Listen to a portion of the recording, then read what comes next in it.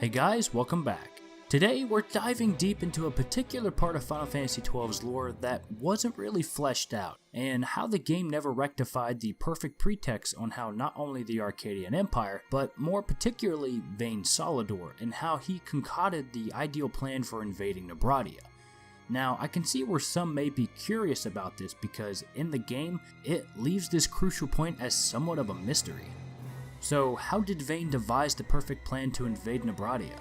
Well, to find the answer, we need to travel back in Ivalice's history to a point to where Nabradia was divided from the inside.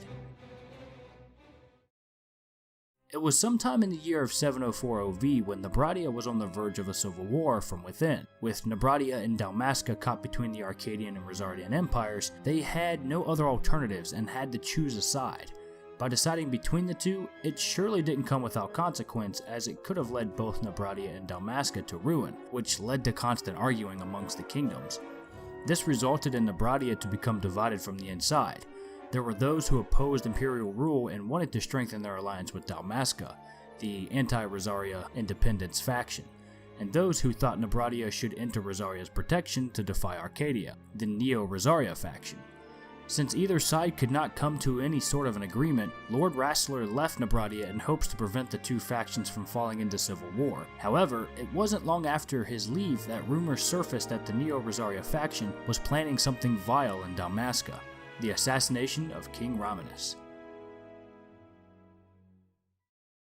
It was during the time of Rassler's arrival at the royal palace of Rabanastre, where he confronted Princess Ashe and rejected the notion of marrying her, and which in turn caused her to storm off embarrassed. That night, during the preparations of the banquet, as Ashe reflected on the events from earlier, she overheard an exchange of words between Rassler and General Forrest, and to her surprise, heard the mentioning of her father, though it was unclear on what was actually said.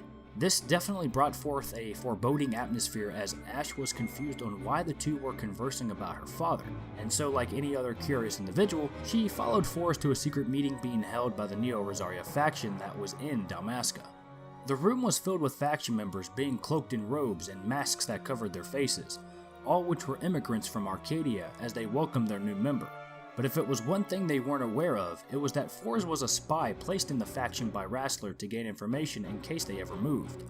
By knowing this, Rassler was able to inform Bosch and the Order of the Knights of Dalmasca on when and where the assassination was to take place, and prepared for it meticulously. With the banquet been over long ago, the Neo-Rosaria faction swiftly placed their plans in action and moved into position to the king's bedchambers, where they stood in wait for the right time to enact their assassination. However, it didn't go as smoothly as they'd hoped. Before they could follow through with the assassination, they were interrupted by Princess Ashe and Lord Rassler, and to Ashe's surprise, the person behind the assassination was none other than Lady Argus, which to those who don't know who she is, she was Ashe's attendant but also a sister figure to Ashe as well. Argus explained that the alliance with Nabradia was folly, and that Dalmasca should borrow Rosaria's power and use it to fight against Arcadia, and with the king dead, Ashe would become queen, thus making Argus the queen's most trusted advisor. Enraged, Ashe resented Argus for her betrayal and claimed that if she were to become queen, that she would never ally with either empire and that Nabradia and Dalmasca would live proudly together. Begrudged by Ashe's optimism, Argus claimed that the pride alone would not protect a country, as she signaled her minions to attack the two.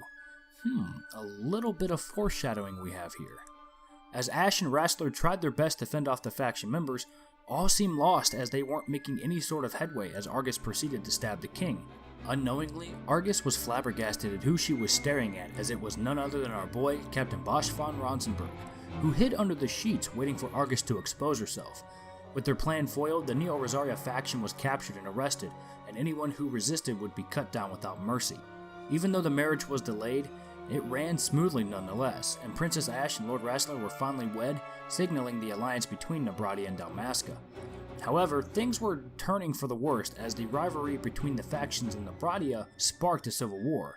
This allowed for Vayne to have a reason to invade Nabradia, as he feared that the civil war was threatening the peace of Ivalice, thus enacting that the Arcadian Empire shall act as guardians of law and justice, and would personally destroy those who would threaten the established order. Thus, within a few days, had Nabradia under siege, and from there, the rest is history. And so that's how Vayne was able to invade Nabradia, all thanks to two factions who couldn't come to an agreement, which gave Vayne the perfect pretext to enact his plan. It's not surprising to see Arcadia do something like this because, after all, the might of their military was part of the reason they started subjugating its neighboring lands, and it actually wasn't until House Solidor took over that things actually really began to change. Anyway guys, I hope you enjoyed the video. I did have someone from my last video ask if I had a Twitter account, and as of right now, I do not. I didn't want to branch out using other media outlets until I started gaining more traction, but it is in my mind to set one up eventually. However, until that time, I will continue doing what I'm doing. Thanks again guys for all your support, and if you liked the video, feel free to leave a like, and if you want to support the channel, subscribe for more, and don't forget to enable the notification button for all the upcoming videos. Thanks again, and I'll catch you in the next one.